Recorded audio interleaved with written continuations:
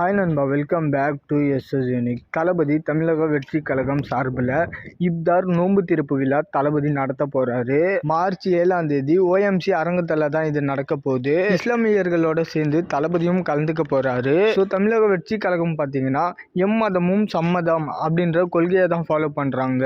மாநாட்டுக்கு பந்தல் போட்டதுல இருந்து கட்சியில பதவி கொடுத்த வரைக்கும் ஜாதி மதம் வேறுபாடு பார்க்காம ஈக்குவலா தான் பதவி கொடுத்திருக்காங்க. ஸோ இஸ்லாமியர்களுக்கு எந்த அளவுக்கு தமிழக வெற்றி கழகத்துல இம்பார்ட்டன்ட் இருக்கோ அப்படின்றதுக்கு இந்த ஒரு நிகழ்வு ஒரு நல்ல எடுத்துக்காட்டா இருக்கும். ஸோ ஃபங்க்ஷன் சிறப்பா நடக்கட்டும். அண்ட் ரீசெண்டா தான் விசிகாவோட துணை பொதுச் செயலாளர் வன்னிய அரசு அவர்கள் இஸ்லாமியர்கள் அச்சுறுத்தல்னு காரணம் சொல்லி தான் தளபதி பாதுகாப்பு கேட்டு அந்த ஒய் பிரிவு செக்யூரிட்டி வழங்கினாங்க அப்படின்ற மாதிரி ஒரு குற்றச்சாட்டு வச்சாரு. அந்த ஒரு தவறான கருத்துக்கு தமிழக வெற்றி கழகம் கட்சியில இருக்கிற இஸ்லாமியரான கொள்கை பரப்பு இணை செயலாளர் தாகிரா அவர்கள் கடுமையா ரிப்ளை கொடுத்திருந்தாங்க. அதாவது அவங்க சொல்றதுல துளி கூட உண்மை இல்ல, சுத்தமா அறமாற்ற ஒரு பொய், அந்த ஒரு கருத்துக்கு வன்மையாக கண்டிக்கிறோம் அப்படின்ற மாதிரி சொல்லியிருந்தாங்க.